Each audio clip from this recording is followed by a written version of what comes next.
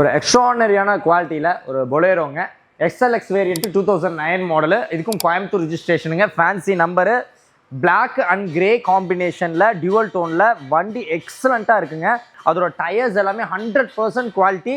Plus வந்துட்டு alloy wheels வந்துட்டு பார்த்தீங்கன்னா இம்போர்ட்டட் அலாய் வீல்ஸ் போட்டிருக்காங்க. இன்டீரியர்ஸ் எல்லாமே பார்த்தீங்கன்னா பீச் கலரில் போட்டிருக்கிறாங்க.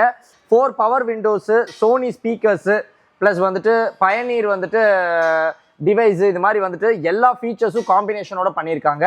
வண்டி எக்ஸலண்ட்டாக இருக்குங்க, சான்ஸே இல்லை.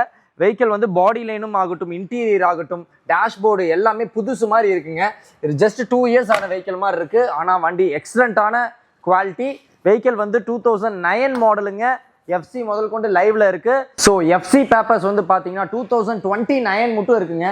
சாலிடாக 4 more years இருக்கு.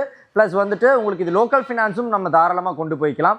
இனிஷியல் வந்துட்டு உங்ககிட்ட வந்துட்டு ஒரு 2 lakhs இருக்கா, தாராளமாக ஃபினான்ஸ் போய்க்கலாம். இது ஒரு கோட்டிங் ப்ரைஸ் வந்து பார்த்தீங்கன்னா வெறும் 4,25,000 ரூபா பட்ஜெட்டில் ஒரு கோயம்புத்தூர் ஃபேன்சி நம்பரான ஒரு நல்ல நம்மளோட ஃபேஸே ரிசம்பிளன்ஸ் தெரியற அளவுக்கு ஒரு ஜென்யூனான குவாலிட்டியான ஒரு 100% குவாலிட்டியான ஒரு பொலேரோ. இது போல குவாலிட்டியான காசு மட்டுமே உங்களுக்கு வேண்டி தேடி தேடி பண்ணிட்டு இருக்கிற நம்ம காசை ஃபாலோ பண்ணிக்கோங்க. ப்ளஸ் வந்துட்டு உங்களுக்கான காஸ்டிங் வைஸ் பார்த்தீங்கன்னா பெஸ்ட் அண்ட் எஃபெக்டிவ் ரேட்டில் வேணுமா, அதுக்கும் காசு விட்டா வேறு எதுவும் இல்லைங்க. தேங்க்யூ.